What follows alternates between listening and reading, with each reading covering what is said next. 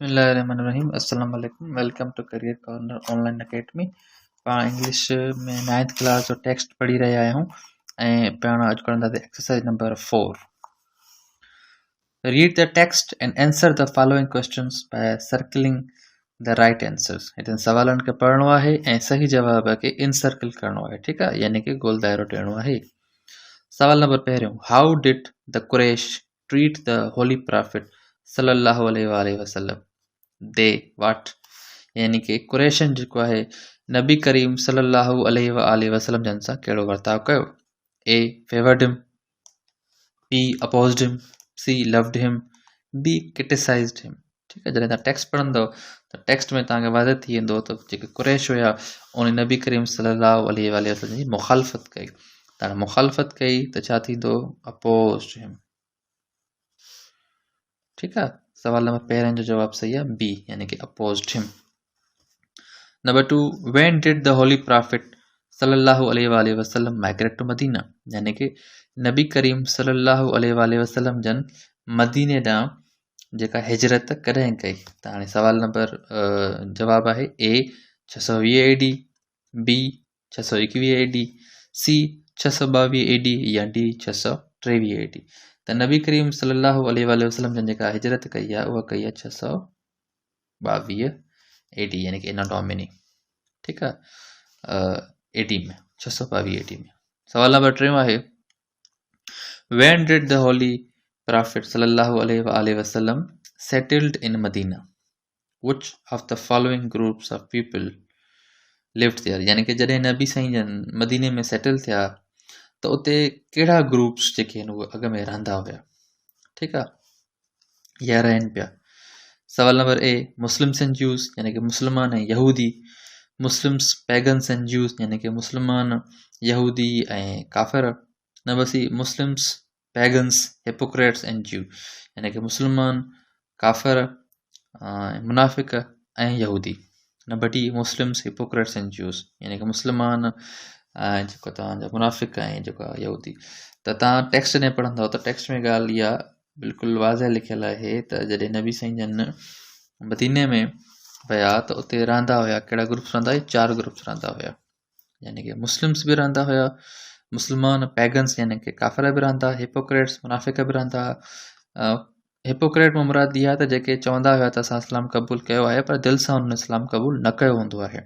ठीकु आहे, ऐं उहे कंहिंसां गॾु हूंदा हुया, उहे इस्लाम जे दुश्मननि सां गॾु हूंदा हुया, आया कि उहे पैगन्स हुजनि या ज्यूज़ हुजनि या केरु बि हुजनि, जेको बि इस्लाम जी मुखालफ़त कंदो उन्हनि सां उहे गॾु हूंदा हुया। ऐं जॾहिं महफ़िल में वेंदा हुआ नबी साईं वारनि जिन चवंदा असां त मुस्लमान थी चुका आहियूं, पर उहे दिलि में काफ़िर हूंदा हुया ऐं ज्यूज़ यानी कि यहूदी। त मदीने में इहे 4 जेके आहिनि ग्रुप्स रहंदा हुया। नंबर 4, ठीकु आहे, क्वेश्चन नंबर 4 आहे, where did the holy prophet सल्लल्लाहु अलैहि वसल्लम डिलीवर हिज लास्ट सरमन। यानी कि नबी करीम सल्लल्लाहु अलैहि वसल्लम जन पंहिंजो आख़िरी जेको ख़ुतबो हुयो किथे ॾिनो। A Quba mosque, B Uranah हवेली, C Jabal Rahmat, D Hudaibiya.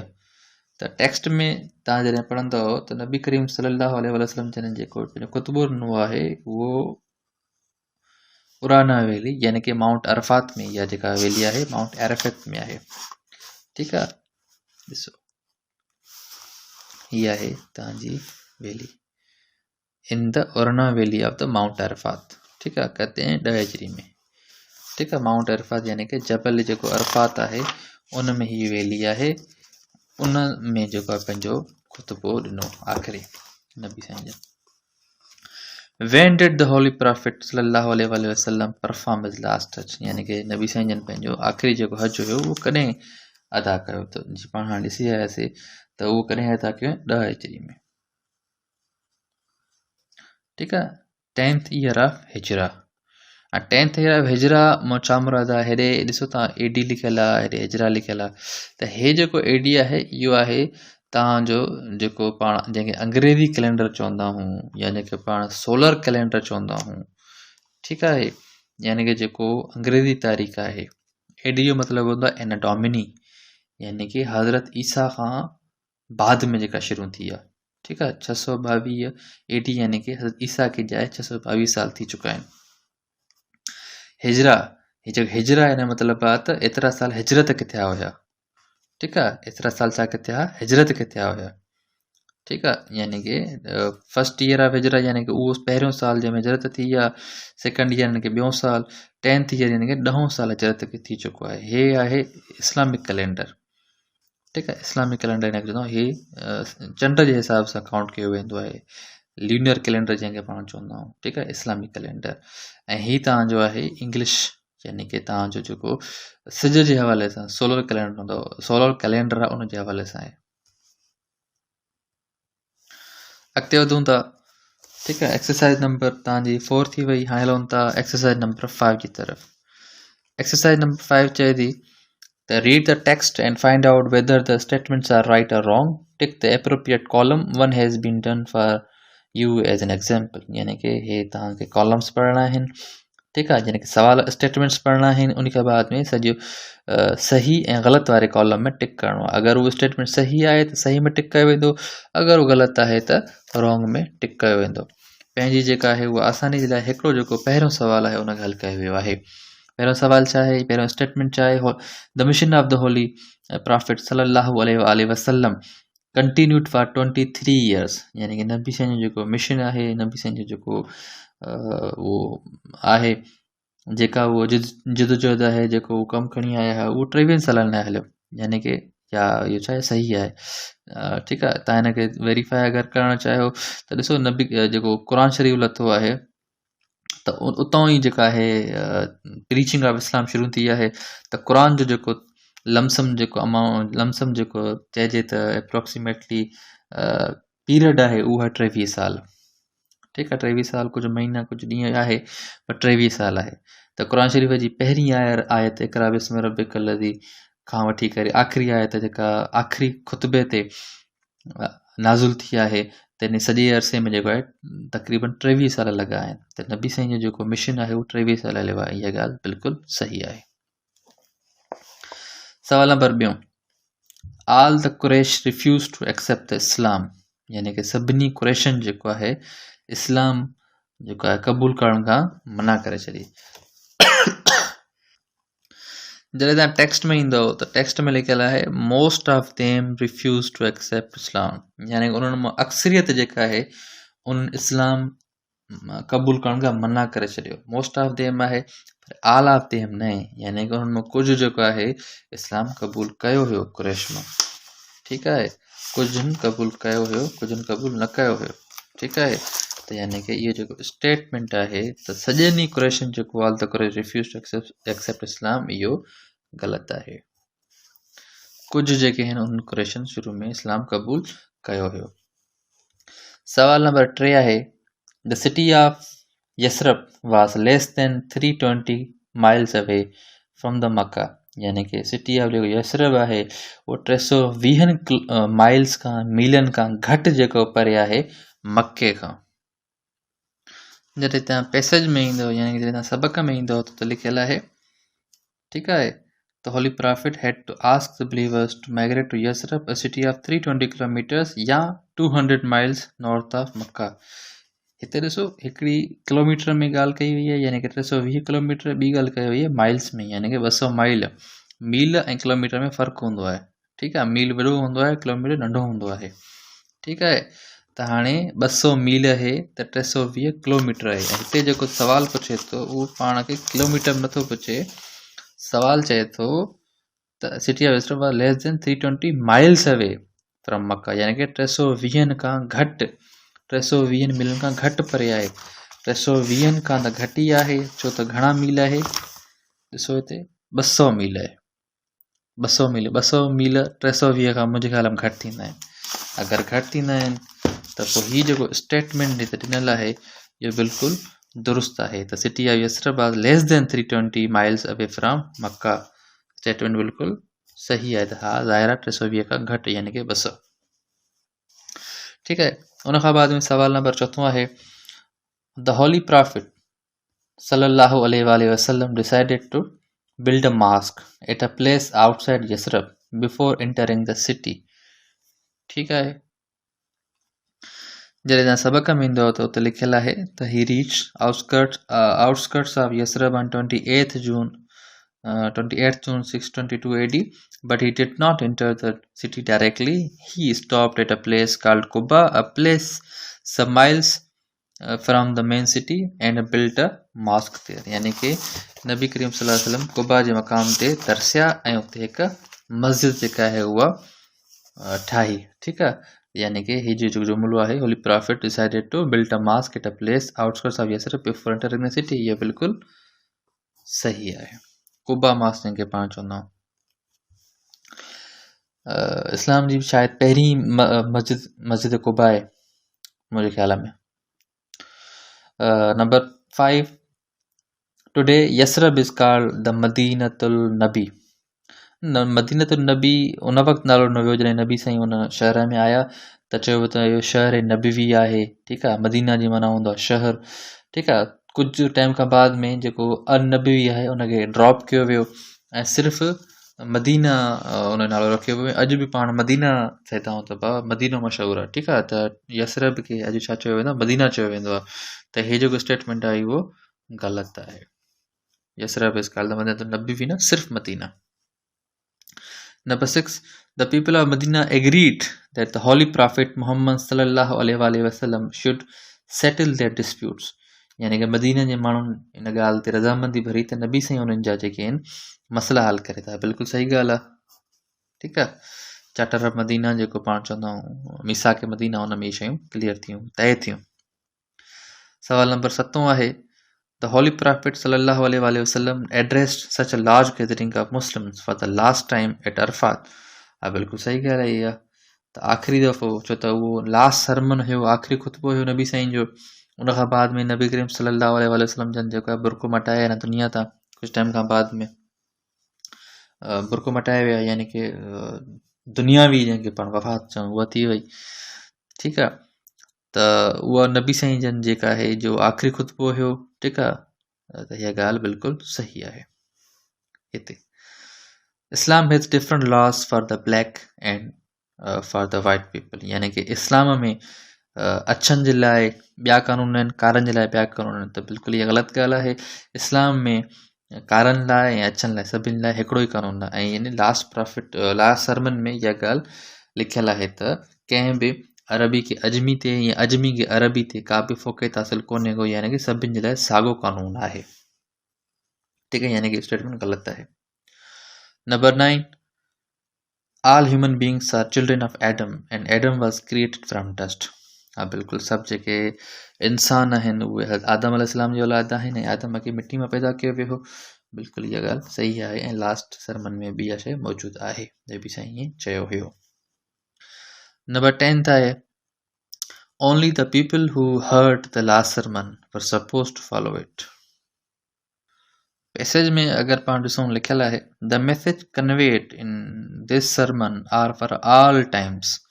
यानी कि हीउ जेको पैगाम हिन सरमन ॾिनल आहे उहो हर मुस्लमान जे लाइ आहे.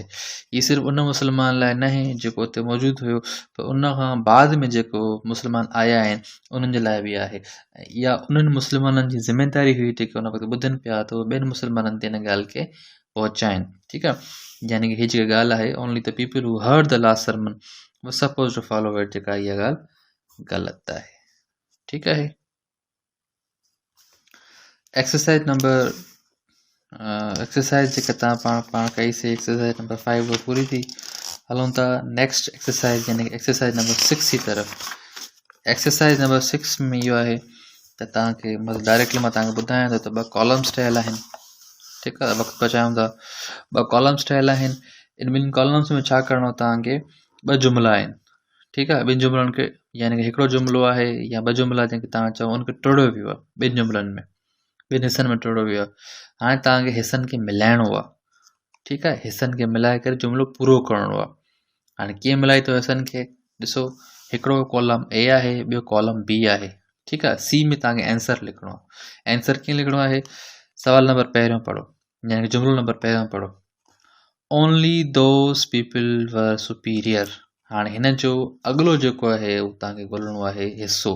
तव्हां ॾिसो न जवाबु ॾिनल आहे 1 जो F, यानी कि कॉलम बी जो कॉलम ए में 1 2 3 4 5 आहे, कॉलम बी में ABCD आहे, ABCDEF। त हाणे 1 आहे अगरि only those people were superior, त उन में वरी बी कॉलम में छा ईंदो F, यानी कि बी कॉलम में F कहिड़ो आहे, हू लेड अ राइटफुल लाइफ, पहिरें जो F, यानी कि हिन जो जेको ॿियो हिसो आहे उहो हे आहे। ठीकु आहे, यानी कि सिर्फ़ु उहे ई माण्हू बरतर आहिनि जेके हक़ जी राह ते हलनि था या जेके सिरात मुस्तक़ीम ते आहिनि। हाणे इन ई हवाले सां पाण खे ॿिए खां वठी करे 10 ताईं जेके आहिनि जुमिला मैच करणा आहिनि, त कहिड़े जुमिले सां कहिड़ो मैच करे थो ऐं उन जॻह जवाबु लिखणो आहे। हलूं था जुमिले नंबर 2 जी तरफ़। All Muslims were tied to each other, यानी कि मुस्लमान सॼा पाण में ॻंढियल हुया। हितां शुरू कयूं था। that were based on blood and wealth, na you make it, na have rights over each other, na as a sacred trust, na who laid a right, na in the bond of brotherhood, all the Muslims were tied to each other, यानी कि सॼा मुस्लमान पाण में ॻंढियल आहिनि in the bond of brotherhood, छा में भाई पीउ जे रिश्ते में, भाई पीउ जी ॻंढ में। त बिल्कुलु सही, यानी कि 2 छा थींदो, जी थींदो। हिते पाण लिखंदासीं 2 जी, 2 छा थींदो, जी थींदो। नंबर 3 जी तरफ़ हलूं था पाण। The only thing that made one person better than other, ठीकु आहे। द ओनली थिंग यानी कि सिर्फ़ु हिकिड़ी शइ जेका हिकिड़े खे इंसान खे ॿिए इंसान खां बहितर बणाए थी, कहिड़ी आहे। that were based on blood relation, na you make it, na have rights, na as a secret trust, na who later it, na so be careful, na unless the, na was the goodness with which they led their life, यानी कि उहा चङाई जंहिंसां उहे पंहिंजी ज़िंदगी गुज़ारनि था, यानी कि 3 जो थींदो जे।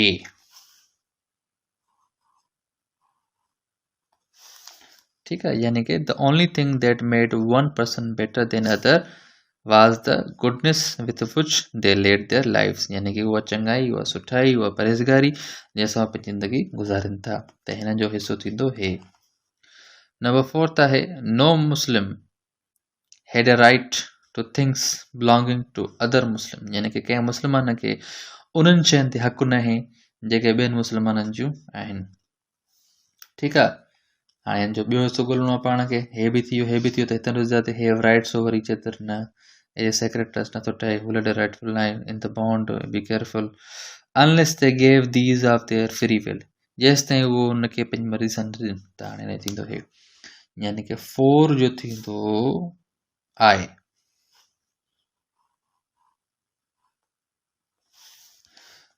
No Muslim had a right to things belonging to other Muslims unless they gave these of their own free will, जेसि ताईं हुननि खे पंहिंजी मर्ज़ी सां न ॾिन। Number 5, Satan will try to misguide you in small matters, यानी कि शैतान तव्हांखे नंढियुनि ॻाल्हियुनि में गुमराह करण जी कोशिश कंदो। सो बी केयरफुल, तिन करे ख़बरदार रहो, होशियार रहो। सो बी केयरफुल, ठीकु आहे। 5 जो छा थींदो, सो बी केयरफुल, यानी कि 5 जो थींदो H।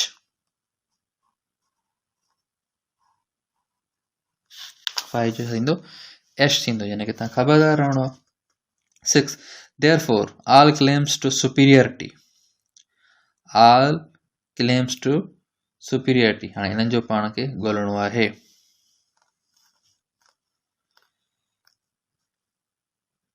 that were based on blood and wealth were useless, ठीकु आहे। छा करियो, therefore all claims to superiority ओहे B, that were based on blood and wealth were useless, बिल्कुलु ओही थींदो। तव्हांजो जेको छा थींदो, B थींदो। ठीकु आहे, यानी कि तव्हांजो 6 जो थींदो B। अचूं 7 तरफ़। Return all things kept with you in trust to the people to whom they belong, ठीकु आहे, यानी कि तव्हां वटि जेको शयूं रखी वञे अमानत तयारी लाइ, उन्हनि खे मोटाए ॾियो जंहिंजूं आहिनि, यानी 7 जो थींदो A।